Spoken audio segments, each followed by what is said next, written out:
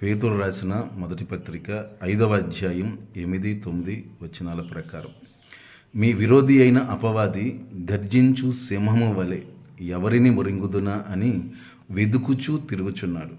అంటే దేవుని యందు విశ్వాసంతో జీవిస్తున్న నీ విశ్వాసపు యాత్రలో నీకెదురయ్యే శ్రమ, కష్టం, నష్టం, శోధన ద్వారా, అనగా నీ భర్త ద్వారా ఎదురయ్యే శోధన ద్వారా నీవు దొరుకుతావేమోనని, నీ భార్య ద్వారా నీకు ఎదురయ్యే శోధన ద్వారా నీవు దొరుకుతావేమోనని, నీ బిడ్డల ద్వారా, నీ తల్లిదండ్రుల ద్వారా, నీ బంధువుల ద్వారా, నీ స్నేహితుల ద్వారా నీకు ఎదురయ్యే శోధన ద్వారా నీవు దొరుకుతావేమోనని, నీ ఉద్యోగం, నీ వ్యాపారం, నీ పరిచర్య, నీ ప్రయత్నాలు, నీ నిర్ణయాలు, వీటి వలన నీకు ఎదురయ్యే శోధన ద్వారా, శ్రమ ద్వారా, కష్టం ద్వారా నీవు దొరుకుతావేమోనని.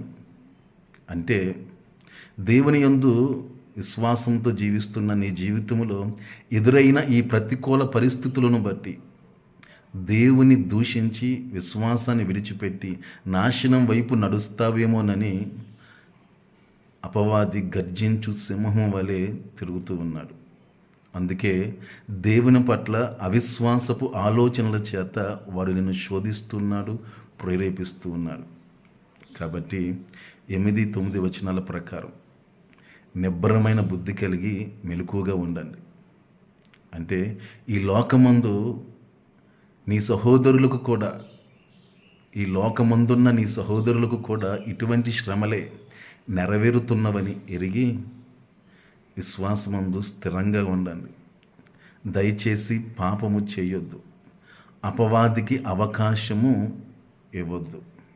మీకున్న వాగ్దానముల చేత అపవాదిని ఎదిరించండి. దేవుడు క్రీస్తు యేసునందు మిమ్ములను తన కృప చేత స్థిరపరిచి బలపరిచి నడిపించునుగాక.